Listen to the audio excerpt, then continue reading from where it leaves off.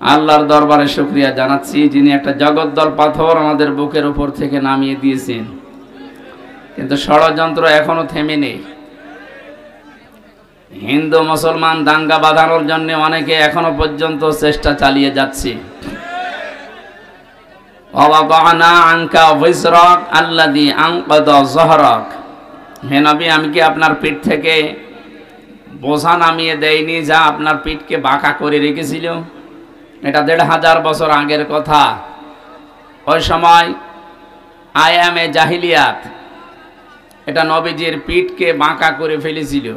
আল্লাহ ওই সমস্ত বোঝাগুলো কোরআনে কারিম দিয়ে সব দূর করে তার মাজা, তার পিঠকে আবার মেরুদণ্ডকে সোজা করে দিয়েছিলেন। ২০২৪-এর ৫ই আগস্টের আগ পর্যন্ত আমরা আয়ামে জাহিলিয়াত দেখি নাই, কিন্তু আওয়ামে জাহিলিয়াত দেখেছি। এটা আমাদের বুকের উপরে যে পাথর চাপা দিয়ে রেখেছিল, হযরতে বেলাল হযরতে খাব্বাবকে যেভাবে অত্যাচার করেছিল, হয়তো এভাবে না হলেও ইনডাইরেক্ট এদেশের 18 কোটি মানুষ ঠিক বুকের উপরে একটা পাথর নিয়ে আমরা বসবাস করতাম।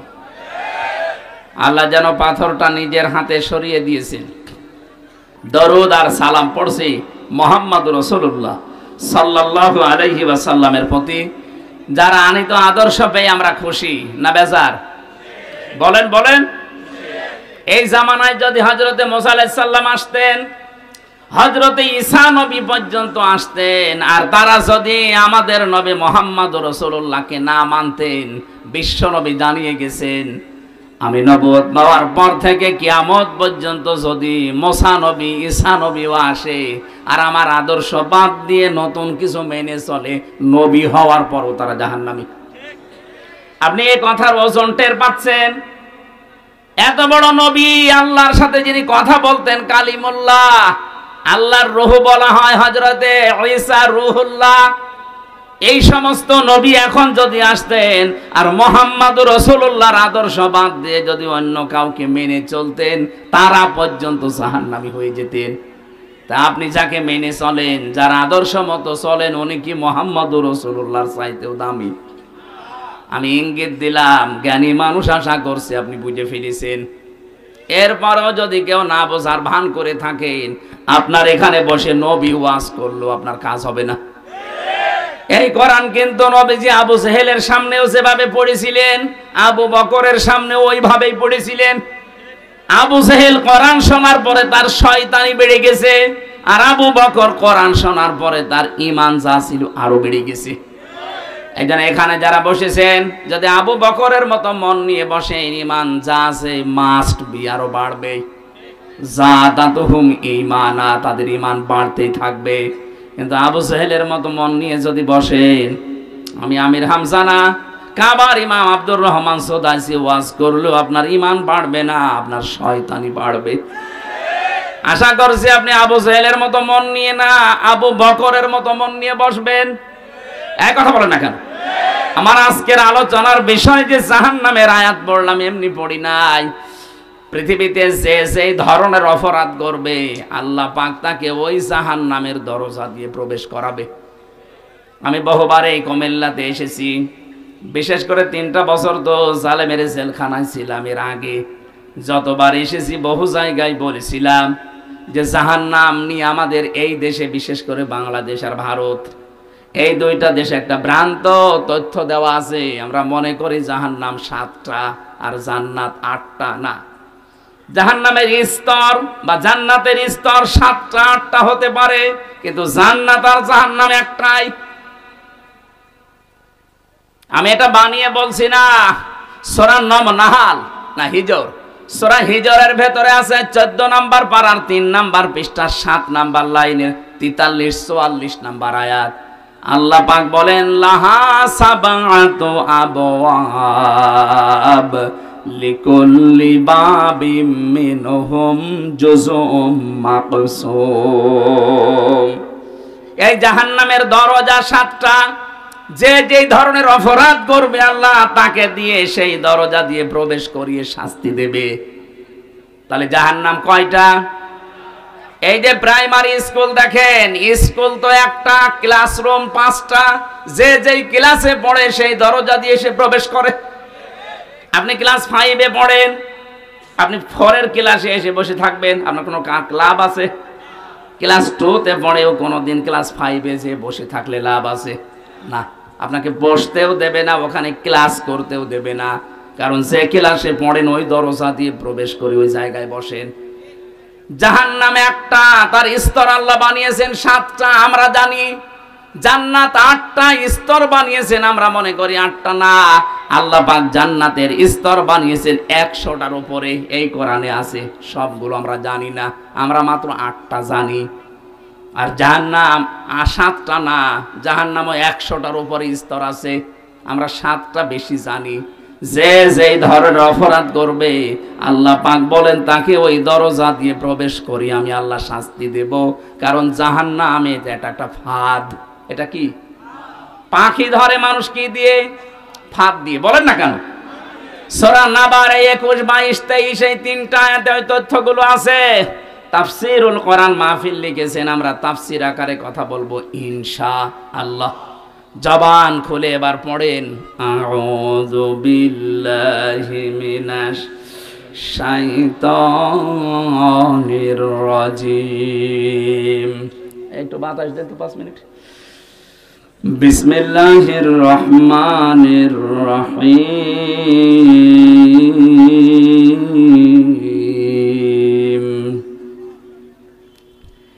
ইন্না জাহান্নামা কানাত মিরসাদা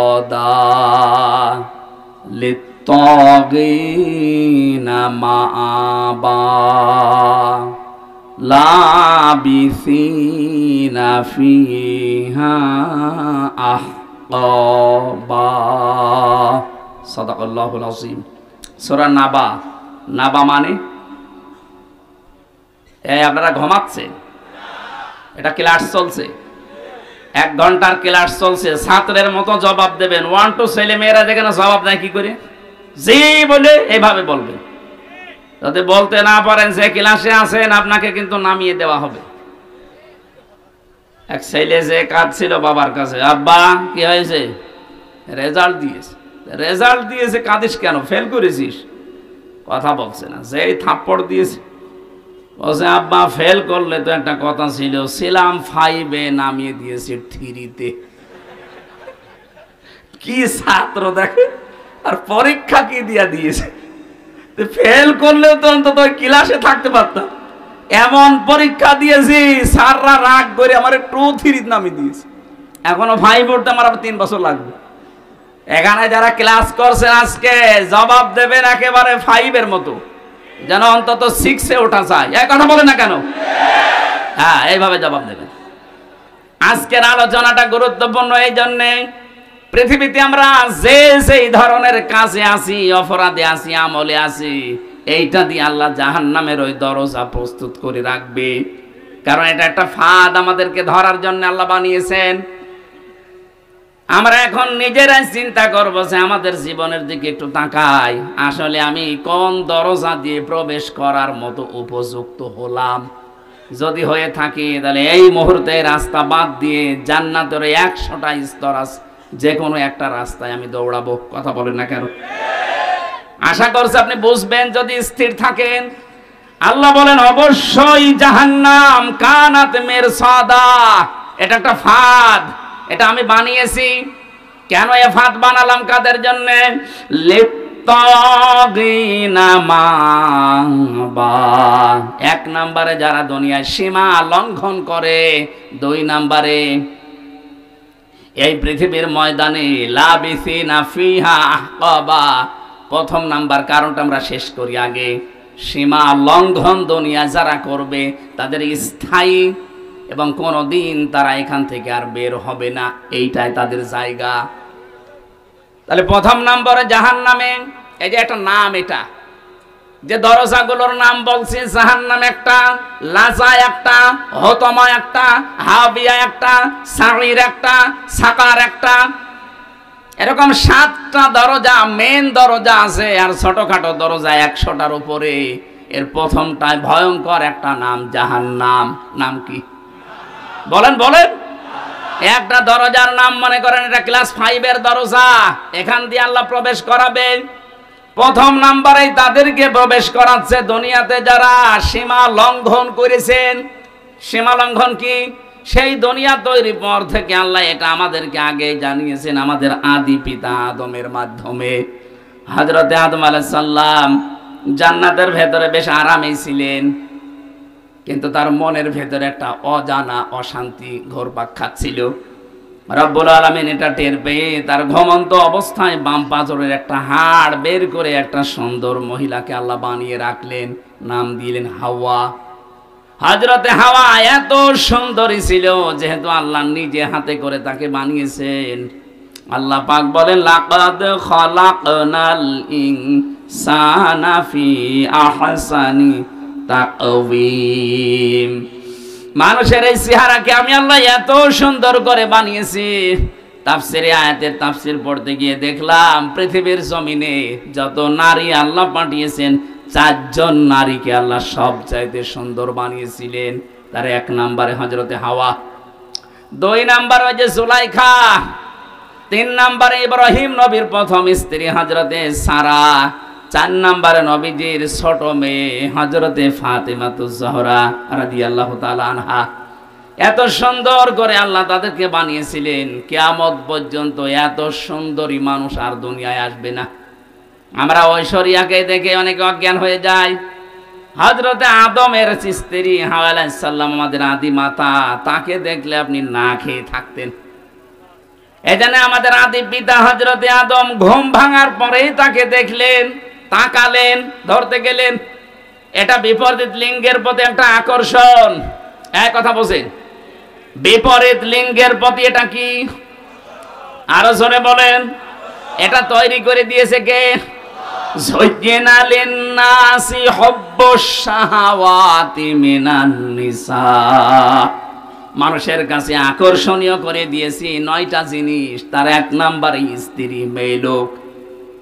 এই আকর্ষণকে আজ বিকর্ষণে পরিণত করে আজ বাংলাদেশে সমকামিতা আরম্ভ করতে যাচ্ছে, যে মেয়ে লোকে বিয়ে করবে। এটা আজকেও কুষ্টিয়া একজন করেছে, পত্রিকায় পেলাম আজকেও কুষ্টিয়া একজন করেছে, মহিলা বিয়ে করবে। তারা চিত ধরেছে বিয়ে যদি না দেন 2 জনে আত্মহত্যা করব। কোথায় নেমে গেছে এদের রুচি? কয়েকদিন পরে দেখবেন পুরুষে আন্দোলন করবে যে আমরাও বিয়ে করব। আল্লাহর পুরা সৃষ্টিকে এরা পাল্টে ফেলতে চায়।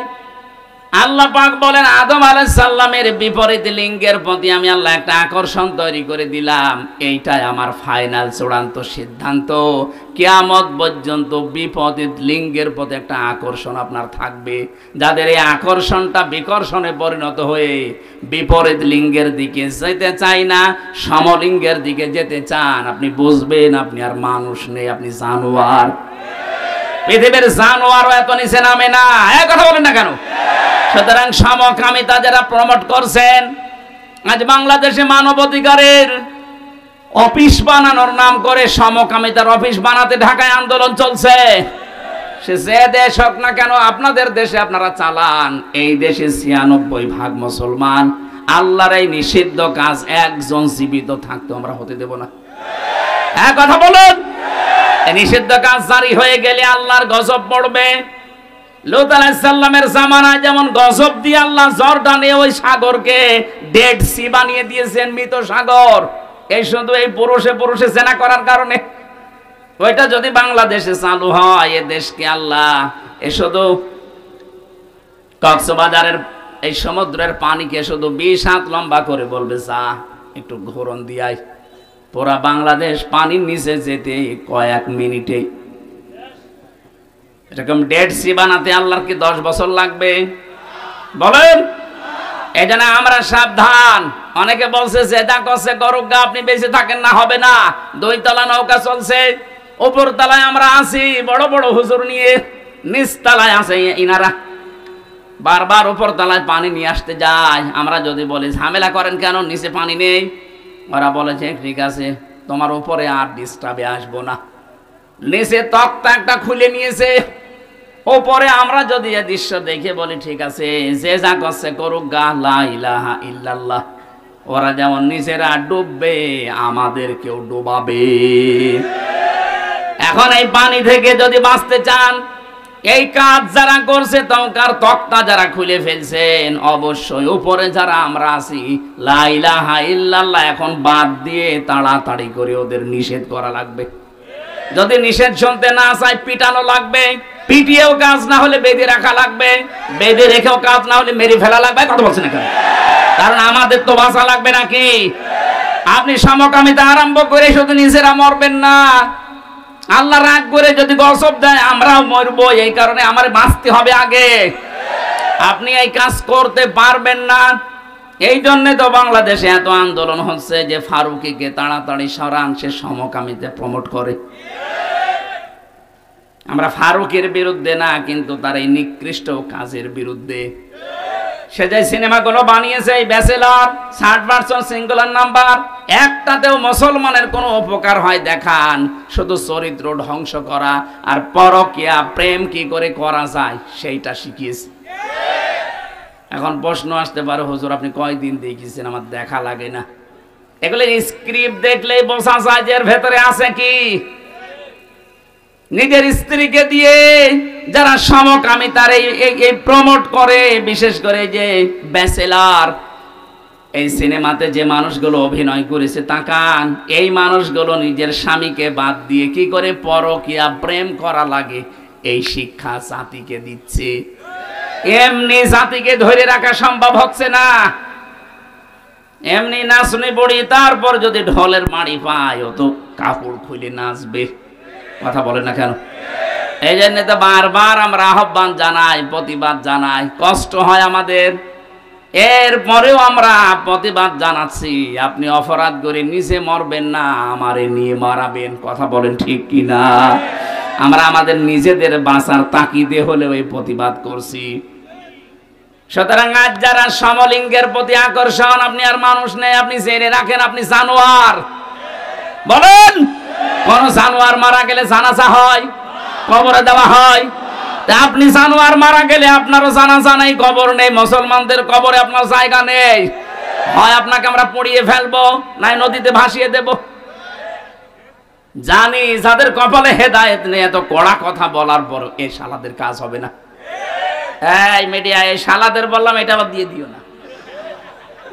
এটা বলার মতো মুখ দিয়ে চলে এসেছে, দেখবেন এইটাই কালকে দেবে যে এই শব্দ হুজুর বলেছে, এখন কি করবেন করেন। হযরতে আদম আলাইহিস সালাম যখন ধরতে গেছেন, আল্লাহ বলে তাকানো যাবে না, ধরাও যাবে না। হযরতে আদম আলাইহিস সালাম বলেছিলেন, আল্লাহ তাকানো যাবে, ধরা যাবে, কোন বুদ্ধি আছে ওইটা বলেন। আল্লাহ পাক বলেন বুদ্ধি একটা আছে, বিয়ে করা লাগবে। হযরতে আদম বলছে, আল্লাহ আমি আগেই রাজি। আগে রাজি মানে বাংলাদেশে বহু আদমের সন্তান আমরা আছি, এই যুবক মানুষ নামাজের ফরজ কয়টা? 13টা বলতে পারে না, কিন্তু বিয়ে করা ফরজ এটা জানে। এটা জানে না? আল্লাহ রাব্বুল আলামিন বলেন বিয়ে করতে রাজি হও, দেন মোহর কই? দেন মোহর নেই। দেন মোহর নেই, বিয়ে করার শখ আসে কোত্থেকে? তার মানে এই আয়াত থেকে বোঝা যায় বিয়ে করার আগে আপনার দেন মোহর জোগাড় করা লাগবে। যদিও বাংলাদেশে এখন সিস্টেম নেই, বাকিতে লিখে রাখেন পরে সময় পেলে দেব। তো বাকিতে লিখে রাখেন পরে সময় পেলে দেব, পরে সময় পেলে বিয়ে করবেন। কথা বলেন না কেন? এখানে হাজারো আল্লাহর ওলি বসে আছে, এখনো পর্যন্ত দেন মোহর দেয়নি। জনম বাকি, পুরা ফাঁকি। মাহফিলের সভাপতি ইঞ্জিনিয়ার সাহেব, কত আপনার দেন মোহর? কত? 1.5 লাখ। আপনি সেই আমার বাবার বয়সী, এরপরেও 1.5 লাখ, আর আমি আমার 50,000। না, 1.5 লাখ অনেক বেশি করে ফিটেছে। আলহামদুলিল্লাহ দিয়েছেন। হ্যাঁ ঠিক আছে, জমি জায়গা লিখে দিয়ে লিখেছে, অথচ এখানে দেন মোহর বাকি আছে। আমি চেহারা দেখলে টের পাচ্ছি। হাত তোলেন তো কাদের বাকি আছে দেখি। একবার মুসলমানি দিয়ে দেখি, দেন মোহর দিতে পারো না? কুমিল্লার বদনাম হয়ে যাবে না? কে এবার এসেলাই মেয়ে বিয়ে দেবে? দেন মাহর বাকি আছে যাদের নাই, হাসি ঠাট্টার জন্য না, দেওয়া লাগবে। ওয়াতুহুন্না উজুরহুন্না ফারিদা, এটা নামাজ পড়ার মতো ফরজ। কি কথা বললেন না? আর একটা নিয়ম বাংলাদেশ থেকে দূর করা লাগবে। আজ যারা 150, 200, 250 বরযাত্রী নিয়ে মেয়ের বাড়িতে খেতে যান, এটা ছোট লোকি কারবার, জায়েজ নেই এটা। আপনি অলিমা করবেন, নিজের বিয়ের অলিমা নিজে করবেন, মেয়ের পক্ষের আরো 50, 100, 200 জন, আর আপনার নিজের আত্মীয় আরো 200, 500 লোক নিজের বাড়িতে খাওয়াবেন। কিসের বরযাত্রী যাচ্ছে? বাবার যেটা কুসন্তান ওইটা বরযাত্রী যায়। আপনি কি কুসন্তান? আজকে নিয়ত করেন জীবন আর কারো বরযাত্রী যাব না, বিয়ে হয় হোক না হয় না হোক। বিয়ে করলে দরকার হয় বাবাকে বলবেন যে আমি অনুষ্ঠান করব আমার বাড়িতে, মেয়ের বাড়ির আরো 50 জন নিয়ে এসে খাওয়াবেন। 18, 20 বছর, 22 বছর এত কষ্ট করে এই মেয়েটা মানুষ করে আপনাকে দিচ্ছে, ওই মেয়েটার কোনো লাভ ওর মেয়ের আর মা আর বাবা পায় না, সব লাভ আপনার। এই কথা বলছেন এখন? আপনার সন্তান তার ধারণ করা লাগে, আপনার বংশ বৃদ্ধি করা লাগে, খেদমত করা লাগে, সারা জীবন আপনার বাড়ি থাকা লাগে। অথচ মেয়েটা মানুষ করে দিলেও তার কি লাভ আছে? কোনো লাভ নেই। খালি 18, 20 বছর, 22 বছর ওর পেছনে বিনা কারণে শ্রম দিয়েছে আর খরচ করেছে। আমি বারবার এটা বলছি কারণ আমার 3টা মেয়ে, কোনো ছেলে নেই। আমার তো বাঁচা লাগবে নাকি? না ভাই, এটা মাসলা, আপনি মেনে নেন, অন্তত আমাকেও বাঁচান। আমার ছেলে 3টা হলে আমি মাসলা বলতাম না মনে হয়। না, এই নিয়ম বাংলাদেশে যেহেতু আছে, কুমিল্লা জেলায় আছে কিনা জানি না, বরযাত্রী যান, এটা পাল্টাবেন। মেয়ের বাড়ি থেকে আরো 100-150 মানুষ নিয়ে আসবেন, নিজের পক্ষ থেকে আরো 150, 300 মানুষ খাওয়াবেন নিজের বাবার টাকা খরচ করে। কিসের বরযাত্রী যাচ্ছেন আপনি? হযরত আদম বলেছিলেন, আল্লাহ আমার অর্থ নেই, আমি দেনমোহর দেব দিকিরে। আল্লাহ তাকে শিখিয়েছিলেন, আমার নবী মুহাম্মদুর রাসূলুল্লাহর উপরে 10 বার দরুদ শরীফ পড়ো। বিয়েটা হয়ে গেল, জিবরাইল নিজে কাজী হয়ে বিয়ে পড়িয়েছেন। বিয়ে শেষ করার পরে এবার আমি এই শব্দটা বলার জন্য আসলাম। আল্লাহ রাব্বুল আলামিন ডাক দিলেন আদমকে, অকুলনা ইয়া আদাম উসকুন আনতা ওয়া যাওজুকাল জান্নাতা ওয়াকুলা মিনহা রাগাদান হাইসু শি'তুমা। কয়েকটা মাসলা এখান থেকে আসবে, খুব ভালোভাবে শুনবেন। আল্লাহ পাক বলেন, আদম বিয়ে হয়ে গেছে, বউ নিয়ে চলে যাও বাড়িতে। জান্নাত হযরতে আদমের বাড়ি আর আমাদের বাবার বাড়ি। কথা বলেন এখানে, জান্নাত হযরতে আদমের বাড়ি আর আমাদের, আরো জোরে বলেন আমাদের। কি পেলেন এখান থেকে?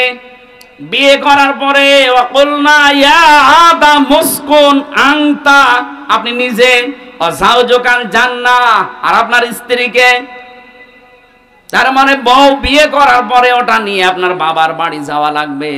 অথচ কত মানুষ আরো ঘর জামাই থাকে, আপনার লজ্জা নেই? আপনার বিয়ে করে বউ বাড়ি থেকে নিয়ে যাওয়া লাগবে বাবার বাড়ি, আর আপনি নিজে সহ থেকে যাচ্ছেন ঘর জামাই। না, এই সিস্টেম পাল্টান, এটা ছোট লোকি কারবার। বউ নিয়ে বাবার বাড়ি যাবেন, যেই শেষ নেই। আল্লাহ শিক্ষা দিয়েছেন এখানে 3টা। অকুলা, যারা আরবি গ্রামার বসে জিজ্ঞাসা করেন, আল্লাহ কিন্তু আংতা অকুলা দিতে পারতেন, একবারেই দিয়ে বসন দিয়েছেন যে নিজের বাড়িতে বউ নিয়ে যাওয়ার পরে নিজে মরণের খাওয়া খাবা, এরপরে বউকে খাওয়াবা না। একবারে কোলা দিয়ে বসন কেন দিলেন? আজ বাংলাদেশে নারী পক্ষ, নারী স্বাধীনতা আন্দোলন, নারী বিপ্লব পরিষদ, নারী মুক্তি পরিষদ, 13টা সংগঠন কাজ করছে মেয়েদের অধিকার আদায়ের জন্য। অথচ আল্লাহ যে অধিকার মেয়েদের দিয়েছে, কিয়ামত পর্যন্ত পৃথিবীর কেউ এই অধিকার দিতে পারবে না। আল্লাহ পাক কি সমতা দিয়েছেন দেখেছেন? কোলা আদম নিজে খাবে, তারপরে বউ খাবে, হবে না। যেই পরিমাণ সেই মানের খাবার নিজে খাবে, ওই মানের খাবার স্ত্রীকে খাওয়ানো লাগবে। এমনকি কোন মানুষ যদি ভালোবাসা মহব্বতের নজরে নিজের স্ত্রীকে খাবার খাওয়ায়, প্রতিটা লোকমা সাদগা দেওয়ার মতো সওয়াব হয়। মানুষ খাবার খাওয়ায় নিজের বউর বাদ দিয়ে অন্যের বউকে। ও বলছে ঠিক, তার মানে ও কি করে? কুমিল্লাবাসী, আজ বাংলাদেশে যদি একটা রাষ্ট্রীয়ভাবে কায়েম থাকতো, আল্লাহর কসম মেয়েরা যে আন্দোলনগুলো করার জন্য বিভিন্ন ফাঁদে পা দিয়ে আজ বেপরদা হয়ে চালাচ্ছে যে আমাদের অধিকার দেওয়া লাগবে, সমান অধিকার। কিসের সমান অধিকার? আল্লাহ পাক আপনাদের অধিকার আমাদের চাইতে আরো 3 গুণ বেশি দিয়েছেন। কি কথা বললেন? আদমকে দেওয়া কোলা, নিজে যা খাবে, নিজে যা পরবে, ওই পরিমাণে ওই মানের খাবার হওয়া লাগবে। আপনি নিজে খাচ্ছেন বিরিয়ানি, বউকে খাওয়াবেন খিচুড়ি, হবে না। ওই মানের খাবার তাকে দেওয়া লাগবে, নাই তো আপনি কিয়ামতে জালেম হয়ে উঠবেন। এই জন্যে তো 2টা 3টা 4টা যাদের বউ, তারা যাতে ইনসাফ করতে না পারে, এই কারণেই তারা জাহান্নামী হয়ে যাবে। আল্লাহ 2টা 3টা 4টা বিয়ের কথা বলেছেন ঠিক, কিন্তু শেষে এসে বলেছেন যদি ইনসাফ করতে না পারো, যদি ভয় হয়, আশঙ্কা হয়, তো এক বউ নিয়ে সন্তুষ্ট থাকো। 2 নম্বরে রাগাদান হাইসো, সে তোমার বউ নিয়ে শুধু বাবার বাড়িতে, নিজের বাড়িতে নিয়ে আটক অবস্থায় রাখবা, ঘরের ভেতরে না। ওকে নিয়ে বেড়াতে যাবা, যেখানে ইচ্ছা যাবা, যা ইচ্ছা খাবা। তার মানে বউ নিয়ে বেড়াতে যাওয়া মাঝে মাঝে, এটা আদম নবীর সুন্নাত। এই নির্দেশ কার? আরো জোরে বলেন। কোনদিন নিয়ে গিয়েছেন কোন জায়গায় বেড়াতে? স্ত্রীকে সাজগোজ করার জন্য কোন স্বামী যদি অর্থ ব্যয় করে, নবীজি বলেন ওটা আল্লাহর রাস্তায় দান করার সওয়াব হয়। মিজান সাহেব যদি ওনার স্ত্রীর জন্য প্রতি মাসে 20,000 টাকা করেও সাজগোজ করার জন্য কসমেটিক কিনে দেয়, মনে করবেন 20,000 টাকা আমি আল্লাহর রাস্তায় দান করে আসলাম। কোন স্ত্রী তার নিজের স্বামীকে নিজের দিকে আকৃষ্ট করার জন্য যদি সাজগোজ করে আয়নার সামনে বসে বসে যতক্ষণ সাজবে, নফল নামাজের সওয়াব হবে। আজ এই পারিবারিক জীবনে এই ছোটখাটো বিষয়গুলো গুরুত্ব দেয় না মেয়েরা, এই কারণে অধিকাংশ স্বামী পরকীয়া প্রেম করে। এটা আরেকটু জোরে বলতে পারলেন না? আর একটু জোরে বলেন। তার মানে পরকীয়া প্রেম এলাকায় চলছে।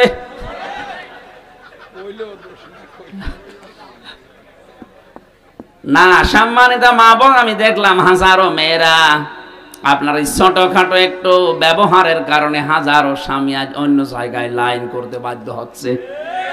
অথচ নেককার মহিলার যে গুণাগুণ, তার 1ম নাম্বারে গুণ হবে ইদা নাজারা ইলাইহা সাররাতুহু।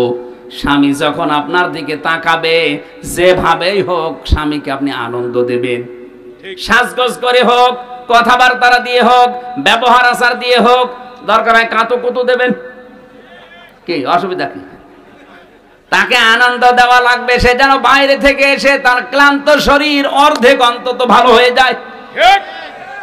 হযরতে খাদিজাতুল কুবরার জন্য আল্লাহ জান্নাতে একটা আলাদা ঘর বানাবেন, যে ঘরের ভেতরে কোনো নয়েজ নেই, কোনো আওয়াজ নেই, কোলাহল মুক্ত।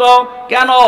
কারণ নবীজি বাইরে থেকে যখনই আসতেন, ঘরে প্রবেশ করার পর একটা শান্ত, স্বচ্ছ, নির্মল, একটা নিরাপদ জায়গা তার জন্য হযরতে খাদিজা ব্যবস্থা করে রেখেছিলেন। আল্লাহ এত খুশি হয়েছেন স্বামীর প্রতি আচরণে, খাদিজার জন্য আল্লাহ নিজে একটা ঘর আলাদা বানিয়ে রাখবে, যেখানে কোনো আওয়াজ থাকবে না।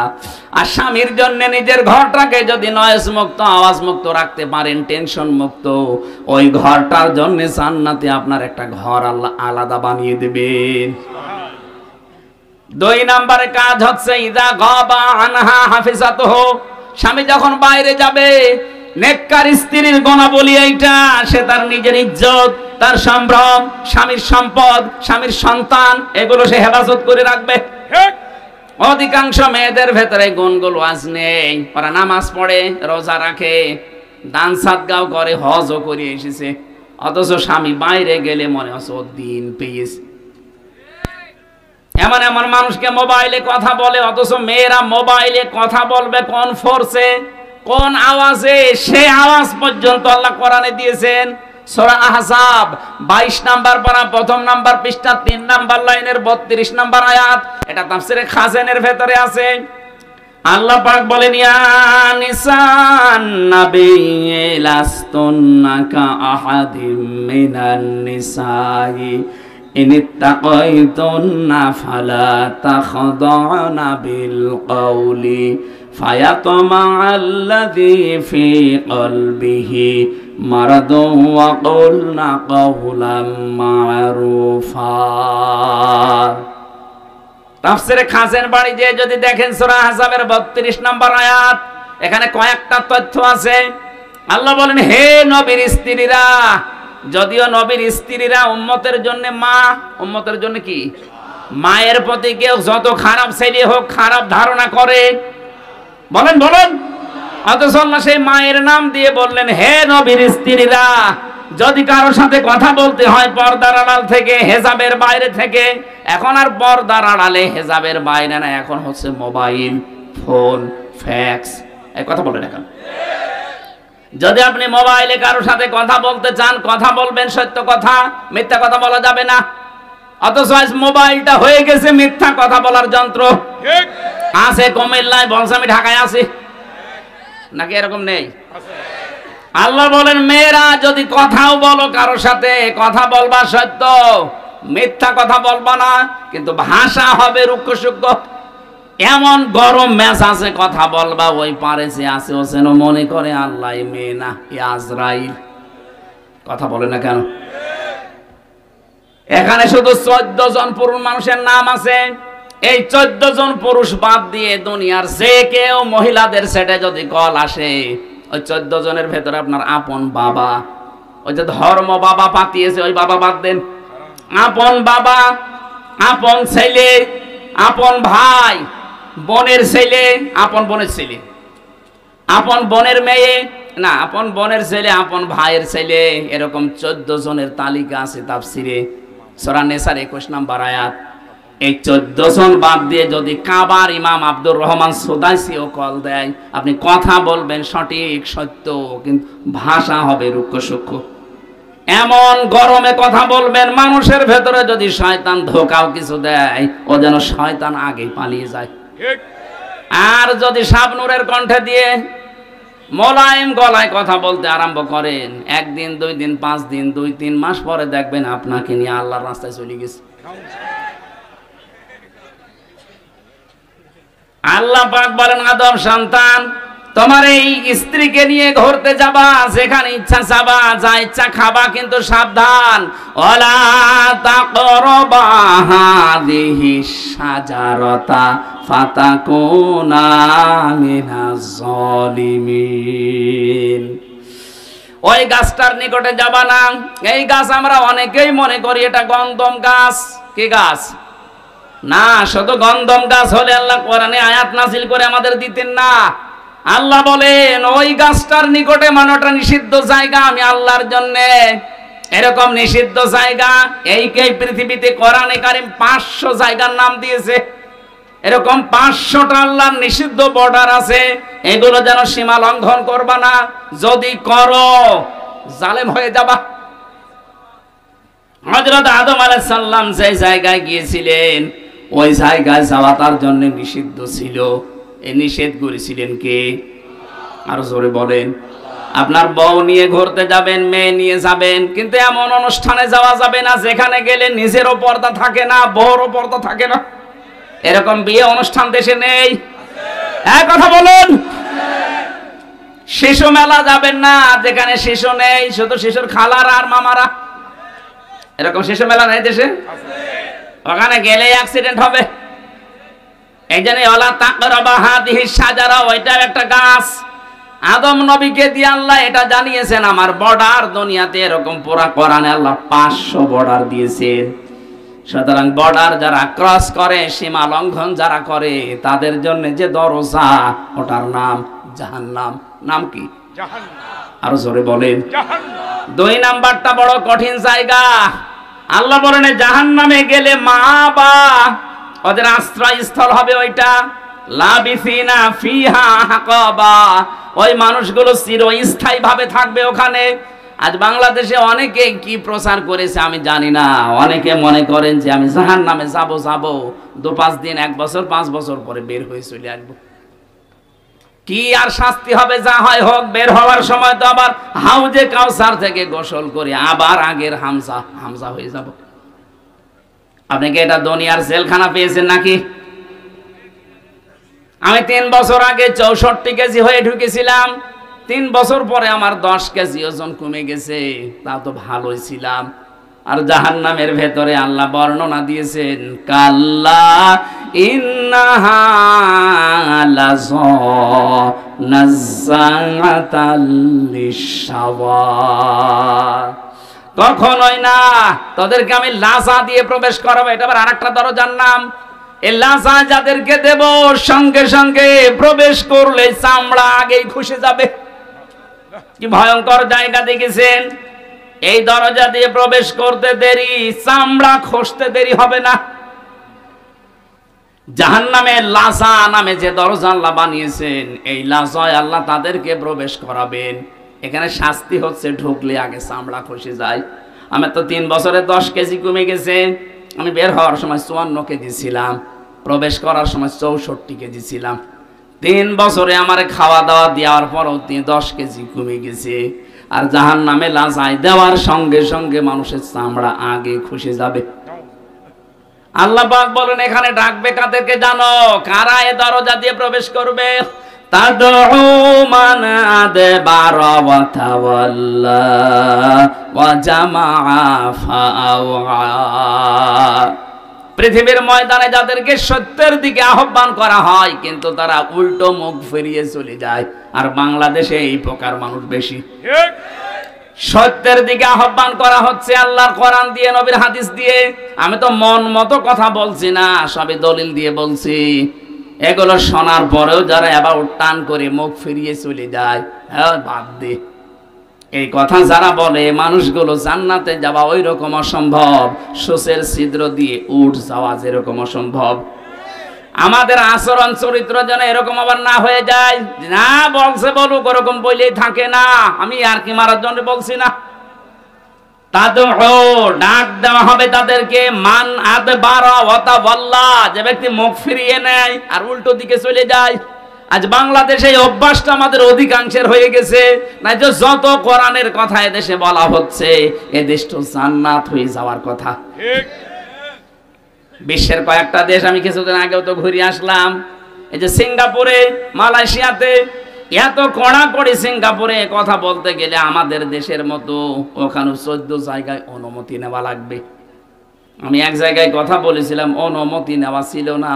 এই জন্য যারা আয়োজন করেছিল ওরাও বিপদে পড়ে গিয়েছিল, আমাদের দেশের মতো। ওই দেশে কোরআনের কথা এত ওপেনলি না, সব ঘরের ভেতরে, অডিটোরিয়ামের ভেতরে, মসজিদে, এরকম জায়গা বিশেষ আছে। আর আমাদের দেশে এত উন্মুক্ত থাকার পরেও আমরা দেখতে পাচ্ছি সত্যের দিকে আলেমরা হাত পা ধরতে বাকি আছে।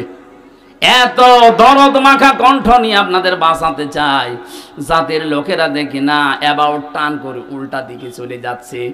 আপনি কিন্তু জাহান্নামে লাজা এই দরজা দিয়ে যাওয়ার উপযুক্ত হয়ে গেছেন। দ্বিতীয় নম্বর আচরণ দেখেন তো, জামাআ ফাআওয়া। যারা দুনিয়ায় মাল সম্পদ খালি জমা করে আর শুধু সংরক্ষণের জন্য বিভিন্ন কায়দা কৌশল পথ অবলম্বন করে, এইটাও বাংলাদেশে বেশি। দিনের পরে দিন শুধু সম্পদ জমা করতে আছে। আর কি করে এটা সংরক্ষণ করা যায়? কি করবেন আপনি এটা দিয়ে? এখান থেকে 200 বছর পরে যদি আপনি আবার ফিরে আসেন এই কুমিল্লায়, এই জমজম হোটেলেও যদি আপনি ঢুকতে চান, আল্লাহর কসম 200 বছর পর আসলে এই জমজমে আপনাকে ঢুকতে দেবে না। আপনার ছেলের 3 পুরুষের পরে তারা ঠিক এইটা বসবাস করবে। 3 পুরুষের 150 বছর পার হয়ে যাবে, 200 বছরের মাথায় আপনি আসবেন। আপনার ছবিও যদি টাঙানো থাকে, ওই 3 নাম্বার পুরুষ যেটা, সে বলবে না কে আপনি, কিসের মিজান? আপনি যদি থাকতে চান তাহলে মসজিদে গিয়ে থাকেন গা। এই কথা বলেন না কেন? আল্লাহ রাব্বুল আলামিন এটা আমাদেরকে 1500 বছর আগে জানিয়েছেন। আমাল হায়াতুদ দুনিয়া ইল্লা মাতাউল গুরুর। দুনিয়ার জীবনটা কিন্তু ধোঁকা। ও আমার বান্দা বান্দিরা, অনেক ভালোবাসি তোমাদেরকে, এই ধোঁকায় পড়েছে নিজের আসল পুঁজি নষ্ট করে ফেলো না। সুতরাং আমরা প্রশ্নপত্র হাতে পেয়ে গেছি, এরপরও যদি ফেল করি, আমার মনে হয় আমাদেরকে 5 থেকে 3 নামিয়ে দেওয়া দরকার। আমরা 3 নামতে চাই না, আমরা 4 থেকে 5 থেকে 6 উঠতে চাই। যেন দুনিয়ার জীবনটা যেন অন্তত আমরা বুঝি এটা একটা ধোকার জায়গা। সে যেই বলেন, আপনার মা বাবা ও ধোকা, ছেলে মেয়েও ধোকা। স্বার্থ ছাড়া এই পৃথিবীতে কোন মানুষকে ভালোবাসে আমি পাইনি। এই জন্য ধোকায় পড়ে যেন আমার আসল পুঁজি আমি নষ্ট করে না ফেলি। যাই করব আমার আখেরাতের পুঁজি যেন ঠিক থাকে। কথা বলে না কেন? আজ হারাম উপায় করেছেন যারা, একটা হারামকেও আল্লাহ স্থায়িত্ব দেয়নি। কোরআনে কারিমে আল্লাহ জানিয়েছেন, ইয়ামহাকুল্লাহুর রিবা ওয়া ইউরবিস সাদাকাত। পৃথিবীতে যারা হারাম ইনকাম করবে, সুদ দিয়ে, মানুষকে ধোঁকা দিয়ে বোকা বানিয়ে যারা উপায় করে, এগুলো আমি আল্লাহ ধ্বংস করি। এর বাস্তব প্রমাণ এই দরবেশ কত কোটি কোটি টাকা আত্মসাৎ করেছে আপনি দেখেন। 36,000 কোটি টাকা কোথায় এখন আজ শুয়ে আছে? আমাদের মতো জেলখানায়, পার্টিতে শুয়ে আছে। বাস্তবতা এইটাই। কি হয়েছে এখন? যদি সে মারা যায়, বলেন তো বাংলাদেশে 1 নাম্বার ধনীর তালিকায় তার নাম ছিল, কি হলো এগুলো দিয়ে? পোড়াটাই আল্লাহ ধ্বংস করে ফেলেছে। আগস্টের 5 তারিখে দেখেছেন কত গাড়ি, 5 কোটি 8 কোটি 12 কোটি টাকার গাড়ি রাস্তায় পড়ে আছে, মালিক নেই। হারাম ইনকাম করলে আল্লাহ স্থায়িত্ব দেয় না, ওটা আল্লাহ ধ্বংস করে দেয়। কিন্তু বৈধ জিনিসের কোনো ক্ষয় নেই, যতটুকুই হোক আল্লাহ পাক নিজে বলেন আমি ওটা বৃদ্ধি করতে থাকি। প্রত্যেকটা জায়গায় যেন হারাম থেকে বেশি হালাল ইনকামের দিকে যতটুকু সম্পদ রেখে যান যেন জায়েজ থাকে। আপনি একেবারে পাহাড় পরিমাণ তৈরি করে গেলেন, যদি ওটা সংরক্ষণের লাইন রাস্তা সব ক্লিয়ার করেও রেখে যান, 200 বছর তালিকা দিয়েছিলাম, 200 বছরও লাগবে না, 100 বছর পরে আসলেও আপনাকে আপনার নিজের ঘরে আর উঠতে দেবে না। আল্লাহ এই জীবন সম্পর্কে ভালোভাবে অনুধাবন করার তৌফিক আমাদেরকে দাও, বলেন আমিন। কোরআনে কারিমে সূরা নমলের 50 নম্বর আয়াতে আল্লাহ জানিয়েছেন, অমাকারু মাকরাও ওয়া মাকারনা মাকরাও ওয়া হুম লা ইয়াশউরুন। হে নবী, ওরা ষড়যন্ত্র করেছিল, এমন ষড়যন্ত্র করেছে সূরা ইব্রাহিমের তাফসিরে পেয়েছি পাহাড় পর্যন্ত টলে যাওয়ার উপক্রম হয়েছিল।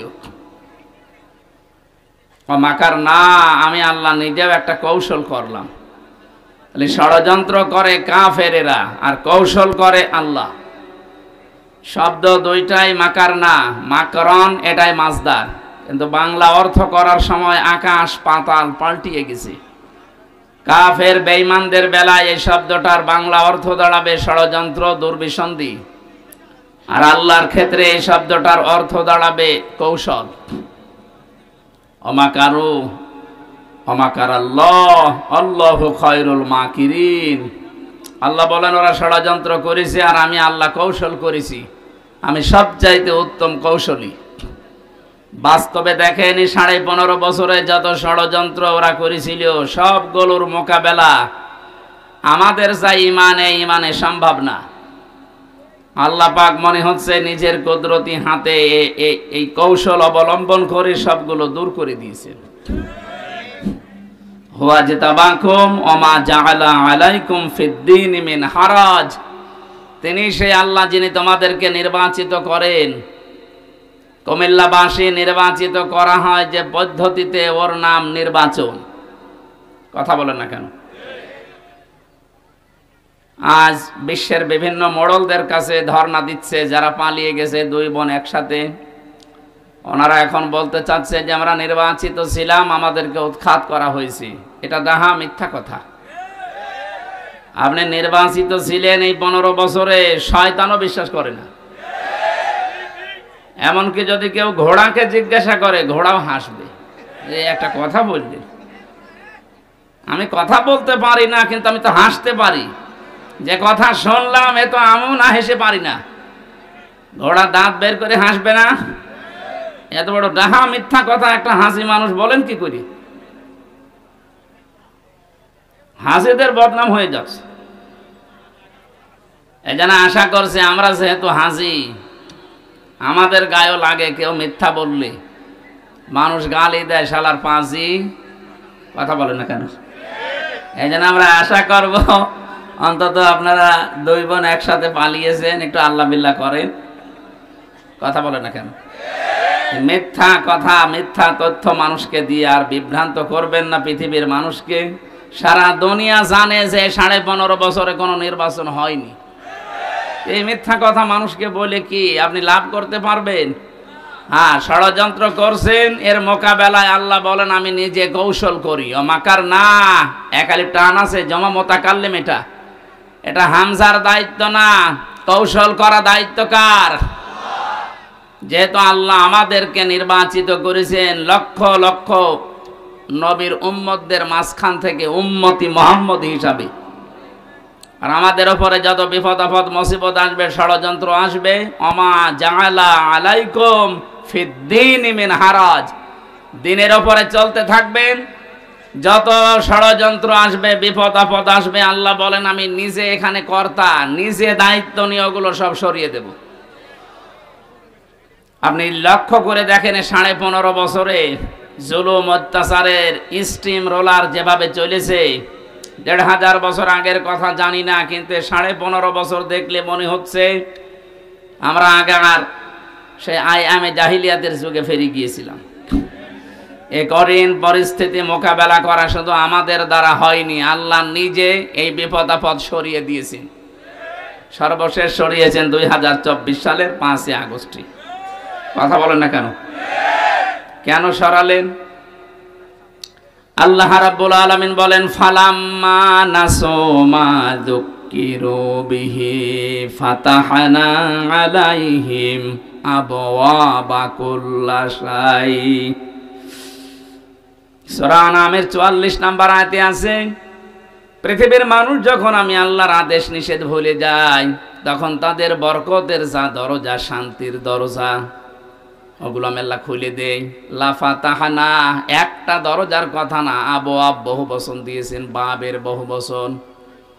ওদের আনন্দের যত দরজা আছে, সুখের যত দরজা আছে, আমি আল্লাহ নিজে খুলে দেই। কোন সময়? যখন তারা আমার আদেশ ভুলে যায়। আমরা দেখতে পেলাম 2006 সালের 28 অক্টোবর যে ঘটনা তারা ঘটিয়েছে, তামাম পৃথিবীর ইতিহাস তারা পাল্টিয়ে ফেলেছে।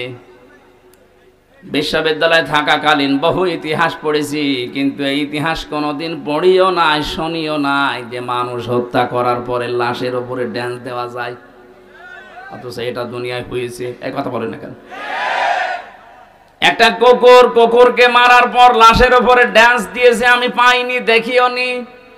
কিন্তু জসিম ভাইকে তারা হত্যা করার পরে লাশের উপরে নৃত্য করেছে, ড্যান্স দিয়েছে। দৃশ্যের পরে মনে মনে করলাম, না এই এরা কি গো, এই ছেলে ইয়ার কি মারতে আসো এখানে?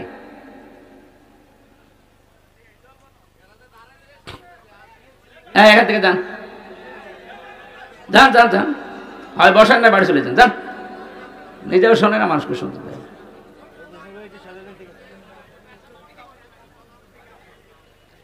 আমার ভাইরা, 6 সালের এই পরে 7 সালে ডিসেম্বর মাসে সিরাজগঞ্জ থেকে একবার অনুষ্ঠান করে বাড়ি যাচ্ছিলাম। তখন বাসে আসতাম, বাসের পেছনে ড্রাইভারের পেছনে বসে আছি, গাড়ি যাচ্ছে। হঠাৎ দেখলাম রাস্তার মাঝে একটা কুকুর মরে পড়ে আছে। ড্রাইভার কুকুরের ওপর দিয়ে না দিয়ে বাম দিয়ে চালিয়ে দিল, গাড়ি ঝাঁকি দিয়েছে। ড্রাইভারকে বললাম আপনি এমন করলেন, এখনই তো উল্টিয়ে যেত। ড্রাইভার আমারে বলছে, দেখছেন একটা কুকুর মরে পড়ে আছে, আমি ডবল করে চাপা দেব, আমার বিবেক নেই। আরে ভাই, এ তো মরা কুকুর, এতে মেরে ফেললে কি আর না মারলে কি, তো মরেই গেছে। ড্রাইভার আমার দিকে ঘুরে বলছে, হুজুর আপনি কি আসলেই হুজুর নাকি ভান ধরেছেন? আপনি কেমন হুজুর? আপনি দেখেন একটা মরা গরু, মরা কুকুর পড়ে আছে, আমি ডবল করে চাকা চালাবো, আমার বিবেক কি মরে গেছে? পিঠের ওপরে থাবা দিয়ে বললাম, আপনার নাম কি? সুব্রত। নাম শুনে বুঝলাম ইমান নেই, কিন্তু বিবেক আছে। কথা বলছেন এখন ওর ইমান আছে? নামেই বোঝা যাচ্ছে ইমান নেই। সুব্রত বালা, তার মানে বিবেক আছে। একটা মরা জিনিস, যদিও নিকৃষ্ট জীব কুকুর, তারপরও আপনি মারতে পারলেন না ডবল করে।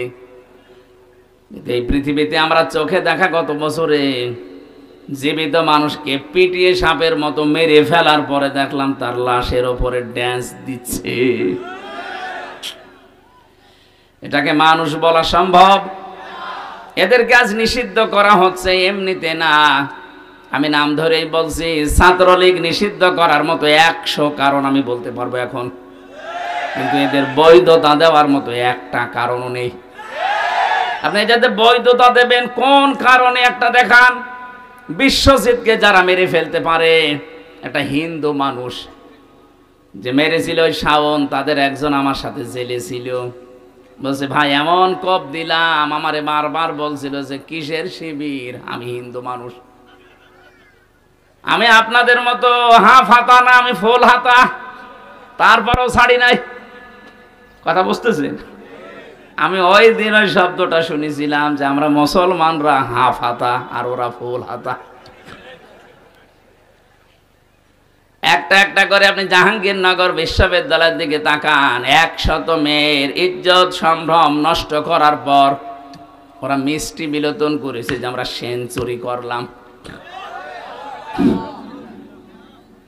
100টা কারণ আমার এই মোবাইলে আছে যে 100টা কারণে ওদের নিষিদ্ধ করা যায়, কিন্তু বৈধতা দেওয়ার জন্য আমি একটাও পাইনি। আপনি তো বলেন তো যে এই কারণে বৈধতা দেওয়া যায়, বলেন তো কি করেছে? এত যা করেছে সবে অবৈধ কাজ।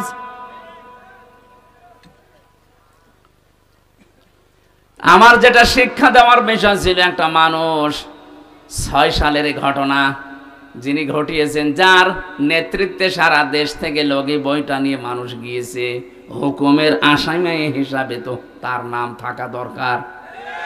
কারণ আমরা এই কুমিল্লা থেকে তো আর ঢাকায় যেতে চাইনি, আপনার কথা মতোই আমি গেছি। মনে করলাম 6 সালের পরে আল্লাহ মনে হয় সব উল্টিয়ে দেবে। না, 2 বছর পরে দেখি না, আল্লাহ নিজেই পাল্টিয়ে তাদের হাতে ক্ষমতা দিয়ে দিল, সে যেভাবেই হোক। মনে করলাম 5 বছর গেল যাক, ও আল্লাহ 14 সালে 9 সালে দেখি 14 সালে আবার আল্লাহ তাদেরকে দিয়েছে। 18 সালে দেখলাম আল্লাহ তাদেরকে দিয়েছে। 24 সালেও দেখলাম আল্লাহ তাদেরকে দিল। কোরআনের এই আয়াতের দিকে তাকিয়ে মনে করলাম আল্লাহ মনে হয় এই আয়াতে যা বলেছে ঠিক না। ও আল্লাহ কয়দিন পরে দেখি আল্লাহ তার এই আয়াতের বাস্তবতা একেবারে অক্ষরে অক্ষরে দেখিয়েছে। হাত্তা ইযা ফারিহু বিমা উতু, আমি তাদেরকে যে নিয়ামত দিয়েছিলাম, আমার এই দানকৃত ক্ষমতা বলেন, টাকা পয়সা বলেন, পাওয়ার বলেন, প্রভাব প্রতিপত্তি বলেন, যেগুলো নিয়ে তারা শান্তি শান্তি শান্তি অনুভব করত, আমার এই দানকৃত বস্তু নিয়ে যখন তারা আনন্দে আত্মহারা হয়েছিল, ফারিহু বহু বচন আছে, তারা যখন আনন্দে মেতেছিল, আখাযনাহুম বাগতাতান। এখানে যারা আরবি গ্রামার বোঝে জিজ্ঞাসা করেন, আখাযনা এক আলিফ টান আছে, এর ফাইল কর্তা সরাসরি আল্লাহ নিজে। হোম দিয়েছেন, এর পরে আল্লাহ পাক বলেন আমি নিজে তাদেরকে ধরলাম বাগতাতান, আকস্মিক ভাবে। ফাইদা হুম মুবলিসুন, ওরা হতাশ হয়ে গেল, নিরাশ হয়ে গেল। আপনি তাকান আয়াতের দিকে, 1500 বছর আগে নাজিল হওয়া, আমার মনে হচ্ছে 2024 সালের 5 আগস্টে 1:30টার সময় নাজিল হয়েছে। 1:30টার সময় আল্লাহ এমন হঠাৎ করে ধরেছে যে দুপুরে খাবার খাবে তাও সময় পায়নি। এর নাম বাগতাতান, আকস্মিক ভাবে ধরা। এতটুকু আল্লাহ আয়াতটা শেষ করে দেয়নি, পরের শব্দে জানিয়েছেন ফাইদা হুম মুবলিসুন। ও মানুষগুলোর চেহারার দিকে আপনি তাকিয়ে দেখেননি নবী? ওরা হতাশ হয়ে পড়েছে, নিরাশ হয়ে গেছে। যতগুলো জালেম এই 5 তারিখের পরে ধরা পড়ছে, আপনি তাকান, প্রত্যেকের চেহারায় হতাশার ছাপ। এই যে কালা মানিক, চেহারা দেখেছিলেন যেদিন ধরা পড়ে, কলার পাতায় শুয়েছিল, এমনকি বিসি পর্যন্ত উড়ে গেছে। ওর সংসার করার কাজ শেষ। সংসার করবা,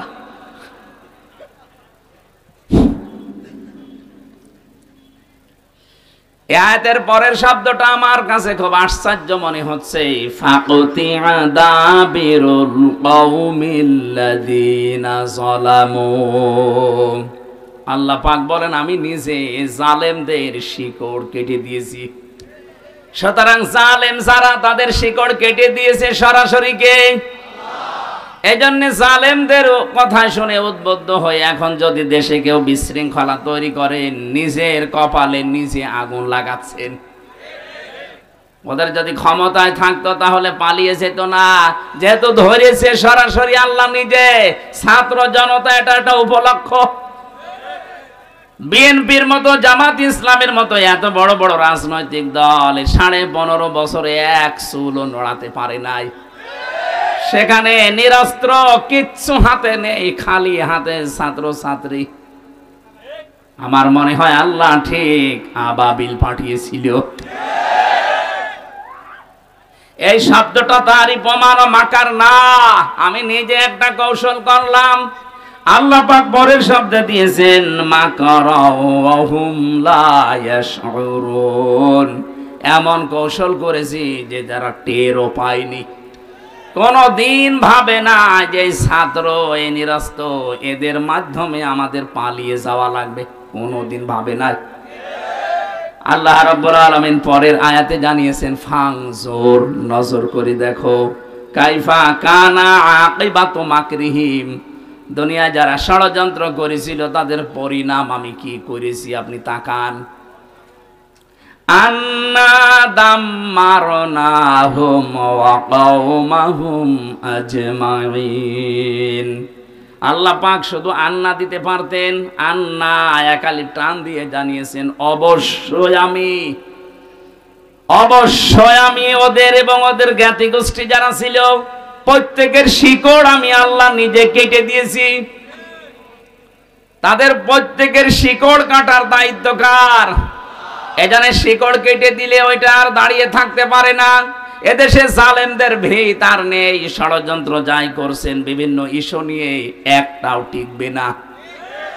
যত ষড়যন্ত্র করবেন এদেশের ছাত্র আর জনতা এরা কিন্তু আরো ইস্পাত, শক্ত, কঠিন, মজবুত হবে। ছোটখাটো যে মনোমালিন্য গুলো আছে আপনাদের এই ছোটখাটো ষড়যন্ত্রের কারণে আরো বেশি মজবুত হয়ে যাবে। শেষে বলবেন আল্লাহ আগেই তো ভালো ছিল। এই জন্য আমার মনে হয় ষড়যন্ত্রের ফাঁদে পা না দেওয়া। ওরা যখন পালিয়ে গেছে আমরা চাই ওরা আল্লাহ বিল্লাহ করে দুনিয়া থেকে মুসলমান হয়ে বিদায় নিয়ে চলে যাক।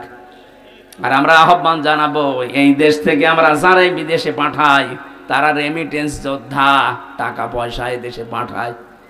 আপনারা 2 বোন আজ 3 মাস হয়ে গেল একটা টাকাও পাঠাননি। পাঠিয়েছে একটা টাকাও দেয়নি। কি করছেন আপনারা ওখানে? কারো স্বামীর বাড়ি, কারো দুলাভাইয়ের বাড়ি, অন্তত কিছু দেন। যে ঋণের বোঝা দিয়ে গেলেন এই দেশে, এত ঋণ করেছেন আপনারা এই দেশে, এখন যত টাকা পাচার করেছেন এটা এখন শোধ তুলতে এই দেশে যেই জন্ম নেবে তার মাথার উপরে 1 লাখ টাকার উপরে ঋণ। আহ্বান জানাবো ওখানে বসে বসে ষড়যন্ত্র না করে, গটি না চাইলে 2 বোন মিলে টাকা পয়সা যেগুলো পাচার হয়েছে পাঠান, আমরা ঋণ পরিশোধ করি। এটা আমরা চাই না, এটা সারা দেশের মানুষই চাই। এজন্য আমি আর নিচে নামলাম না। পরের আয়াতটা শুনলে আপনার আরেকটু ভালো লাগবে, বলবো। আপনি আবার অন্যদিকে নেবেন না, দেখবেন মেলে কিনা। আল্লাহ পাক বলেন ফাতিলকা বুয়ুতুহুম খাবিয়াতাম বিমা যালামু ইন্না ফি যালিকা লাআয়াতাল লিকাউমি ইয়ালামুন। আল্লাহ ফা দিয়ে আয়াত শুরু করলেন। ফাতিলকা এই সেই ঘর, বাইতুন 1 বছর, বুয়ুত বহু বছর, হুম মানে তাদের। আল্লাহ বলেন এই সেই ঘর। এই যে তাকান, এই সেই ঘর, তিনি যেন আঙ্গুলে ভাবে দিয়ে আমাদেরকে দেখাচ্ছেন, হে নবী আপনি দেখতে পান না এই সেই ঘর খাবিয়াতান, যেগুলো জনশূন্য করে দিয়েছি, বিমা সালামু, তাদের জুলুমের কারণে। কি জুলুম করেছিল তারা? মাটির নিচে যে আয়না ঘরের কথা বলছিলেন, আমি তো মাত্র 10 দিন ছিলাম, আমি টের পেয়েছি যে মানুষ কত নিকৃষ্ট হতে পারে। ওখানে কত মানুষ 2 বছর, 5 বছর, 8 বছর, 10 বছর, 14 বছর পড়ে আছে, কেউ জানে না। এত বড় বড় নখ হয়ে গেছে, চুল দাড়ি গপ মনে হচ্ছে জঙ্গল থেকে বেরিয়ে আসতেছে। কিছু কিছু মানুষ এই বড় বড় নখ দিয়ে দেওয়ালের সাথে খুশিয়ে খুশিয়ে লিখে রেখেছে যে ভাই যদি বাইরে যেতে পারেন তবে নাম্বারে একটু বলবেন যে আমি বেশি আছি। টের পাচ্ছেন? 10 দিনই আমার জীবন অতিষ্ঠ হয়ে গেছে, আমার মাজা এখনো পর্যন্ত ব্যথা। মুফতি ফখরুল ইসলাম আমার সাথে ছিলেন, উনি বলছিলেন হামজা ভাই আপনার সাথে কি করে জানি না, তবে আমার এই পায়ের ভেতর দিয়ে হাত দিয়েছে এইভাবে, পায়ের ভেতরে হাত দিয়ে সামনে যে লোহার ব্যারিকেড দেওয়া ওর সাথে আটকে হ্যান্ডকাপ দিয়ে লাগিয়ে দিয়েছে। 2 মিনিট 5 মিনিট না, বছরের পরে বছর, 1.5-2 মিনিট সময় দিল টয়লেট করার জন্য। সকালে কয়েকটা পচা ছোলা দিয়েছে তো দেখতাম, দুপুর বেলা দিয়েছে, যা খাবার মনে হচ্ছে কেউ মাখিয়ে দিয়েছে, পারলে খান না বলে রোজা রাখেন। মাঝে মাঝে ভাবতাম আল্লাহ যারা দায়িত্বে এখানে আছে এরা বাইরে যে সংসার করে কি করে?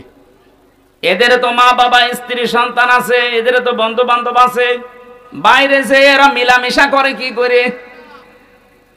অবশ্যই এরা লাল পানি খায় অথবা ওরা ঘুমের বড়ি খায়, তাছাড়া স্বাভাবিকভাবে জীবন এই দৃশ্য দেখে যাওয়ার পরে ওদের বাইরে যেয়ে সংসার করা সম্ভব না।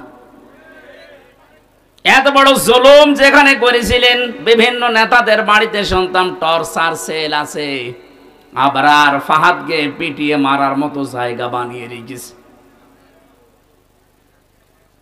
এরকম কঠিন ভয়ঙ্কর দৃশ্যগুলো যারা তৈরি করলেন, আল্লাহ পাক বলেন এই জুলুমের কারণে ওদের বসবাসের ওই ঘর বাড়ি আমি আজ বিরান জনশূন্য উজাড় গৃহ বানিয়ে দিয়েছি। এর বাস্তব প্রমাণ বাংলাদেশ।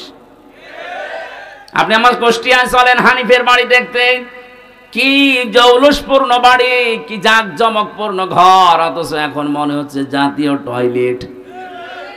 শুধু এইটা না, গত পরশুদিন আমি দিনাজপুরে ছিলাম, ওখানকার যিনি এমপি ছিল, মন্ত্রীও ছিল এক সময়, সেই লোকটার বাড়ি আমাকে দেখাতে নিয়ে গেল। কি অবস্থা, আমার মনে হচ্ছে 8-9 জন মিলে একসাথে টয়লেট করছে, মনে আছে জাতীয় টয়লেট পেয়েছে।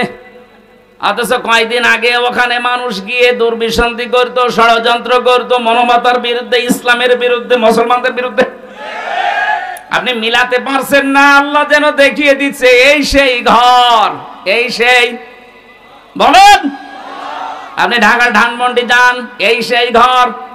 আজকেও পেপারে দেখলাম 4-5 জন একসাথে বসেছে টয়লেট করতে, মানে প্রসাব করছে, মনে হচ্ছে একবার দল বেঁধে চলে গেছে।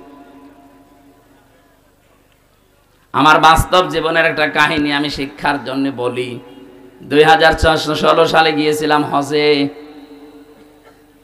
আমি তাওয়াফ করা শেষ করলাম, তখন বেশ ভালোই লাগছিল। হঠাৎ আমি উপরে গিয়ে যেই দাঁড়িয়েছি দেখি আমার পেটে মারাত্মক ব্যথা। এক পুলিশকে ডাক দিয়ে বললাম, ভাই এতক্ষণ তো ভালোই ছিলাম, এখন আমার পেটে ব্যথা করছে, খুব যন্ত্রণা। পুলিশ আমার দিকে তাকিয়ে ওর ভাষা দিয়ে বলছে, ইয়া হাজি ওল হজ্জাত আয়না বিলাদুকা, ও হাজি দেশ কোথায়? আমি জি তুমি বাংলাদেশ, বাংলাদেশ থেকে এসেছি। আমারে বলছে আপনি এটা কোন জায়গা জানেন না? না তো। বলছে এটা আবু জাহেলের বাড়ি, আপনি এখনো পায়খানা না করে দাঁড়িয়ে আছেন, তাড়াতাড়ি করেন। হ্যাঁ সত্যিই পায়খানা করে দেখি আমার পেটের ব্যথা ভালো হয়ে গেছে। আল্লাহ আমাকে জানাতে চেয়েছে, হামজা এত টাকা খরচ করে আসলে 6000 কিলোমিটার দূর থেকে, আর এই শয়তানের বাড়ি পায়খানা না করে চলে যাবা, তাড়াতাড়ি করো। আমার তো মনে হচ্ছে ওই দৃশ্যের পরে বাংলাদেশে বহু জালেমের বাড়ি ঘর আল্লাহ জাতীয় টয়লেট বানিয়ে দেবে। দেশের মানুষের পেটে ব্যথা হবে, বিভিন্ন রকমের মান্যত করবে, ওখানে যে পুরা করবে। এক কথা বলেন না কেন? এখান থেকে আগামী প্রজন্ম যারা যারা যেন শিক্ষা নেয়, এজন্য আগে তিলকার আগে ফা দিয়েছেন, এটা ব্যাখ্যা। আল্লাহ বলেন শুধু এইটাই না, পরবর্তী যারা পৃথিবীতে জালেম হবে, জুলুম করবে, যেখানে বসে ওই জায়গাটা আল্লাহ অভিশপ্ত করে দেবে। এখানে আগামী যারা ক্ষমতায় বসবেন তারা যেন জালেম হয়ে না যান। আমি আশা করছি কথা বোঝাতে পেরেছি।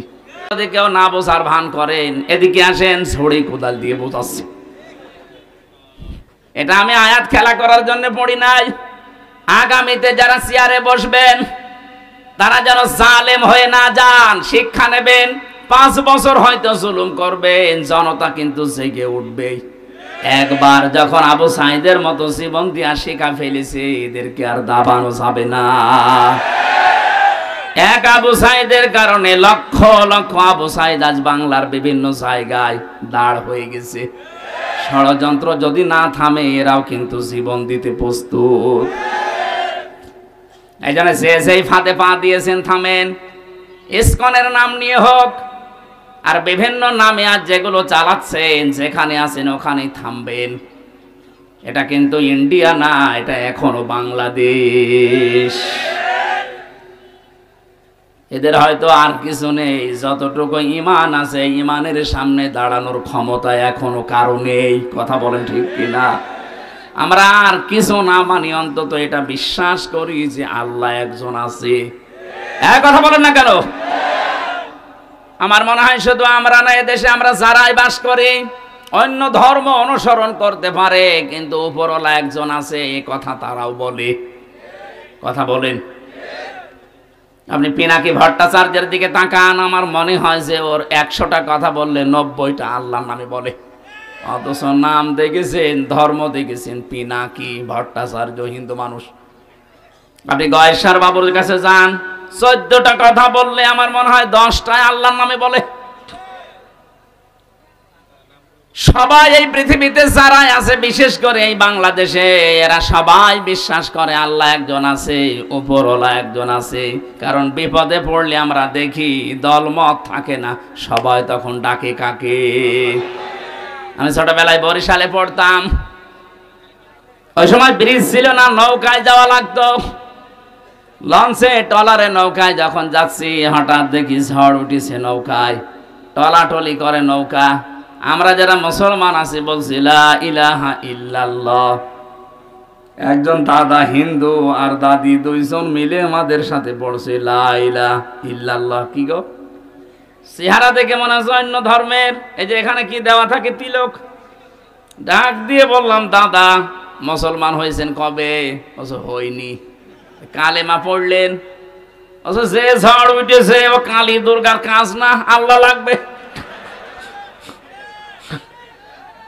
বিপদে পড়লে সবাই ডাকে কাকে? আমরা আজকে শিক্ষা নিয়ে যাওয়া লাগবে।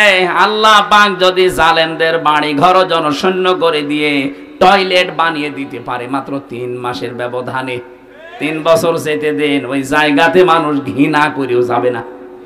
কারণ জায়গাটা আল্লাহ অভিশপ্ত করে দেয়। যেখানে বসে জালেমরা জুলুমের দুর্বিসন্ধি করে, ওই জায়গাটা আল্লাহ পৃথিবীর মানুষের কাছে ঘৃণিত, নিন্দিত, অভিশপ্ত করে দেয়। আমরা যারা সামনে কোনোদিন যদি চেয়ারে কেউ যেতে পারি, আমরা আর যাই করি যেন জনগণের সাথে জুলুম না করি।